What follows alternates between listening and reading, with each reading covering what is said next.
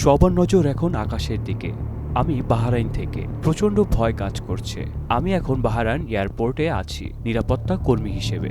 এখনও প্রচণ্ড আওয়াজ হচ্ছে এবং খুব ভয় কাজ করছে। কিছুক্ষণ আগেও ৬-৭টা মিসাইল মারা হয়েছে। অনেক আতঙ্কে আছি, কারণ আমাদের কাজের স্থানটা হচ্ছে কাতার মার্কিন ঘাঁটির পাশাপাশি। এভাবেই নিজেদের বর্তমান পরিস্থিতির কথা জানাচ্ছিলেন মধ্যপ্রাচ্যের অবস্থানরত প্রবাসীরা।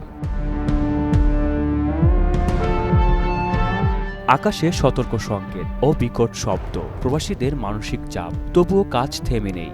ইরান, ইসরায়েল, যুক্তরাষ্ট্রের পাল্টাপাল্টি হামলার প্রেক্ষাপটে চরম উৎকণ্ঠায় দিন কাটছে মধ্যপ্রাচ্যে থাকা প্রবাসী বাংলাদেশিদের।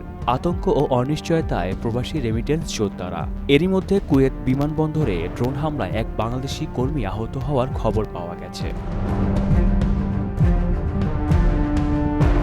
পরিস্থিতি বিবেচনায় আরব আমিরাত, কাতার, কুয়েত, ইরাক, লেবানন ও বাহরাইনে থাকা বাংলাদেশ দূতাবাসগুলো জরুরি বিজ্ঞপ্তি দিয়ে প্রবাসীদের সতর্ক থাকার আহ্বান জানিয়েছে। সামরিক স্থাপনা থেকে দূরে থাকা, অপ্রয়োজনে বাইরে না যাওয়া, জমায়েত এড়িয়ে চলা এবং প্রয়োজনে হটলাইন যোগাযোগ পরামর্শ দেওয়া হয়েছে। সামাজিক যোগাযোগ মাধ্যমে ব্যবহারে সতর্ক থাকার কথাও বলা হয়েছে।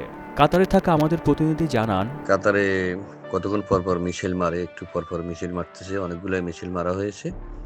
তবে এখানে নোটিশ দিয়ে দিচ্ছে যেন ঘর থেকে বের না হয়, সতর্ক থাকার জন্য, চুপ থাকার জন্য। আজকে 2 দিন তো বাসা থেকে বের হই না। খুব ভয়াবহ অবস্থা, জানি না কতদিন চলে। এইভাবে চললে তো মহাবিপদ। আকাশ জুড়ে সতর্ক সংকেত আর বিকট শব্দে প্রবাসীদের মনে জমছে অজানা শঙ্কা। তবুও থেমে নেই তাদের জীবনযুদ্ধ। বুকের ভেতর ভয় লুকিয়ে দেশে থাকা পরিবারের মুখ মনে করে ছুটছেন কর্মস্থলে। একদিকে স্বজনদের নিরাপত্তা, অন্যদিকে দেশের অর্থনীতির দায়। এই টানাপোড়েনেরই দায়িত্ব পালন করে যাচ্ছেন রেমিটেন্স যোদ্ধারা।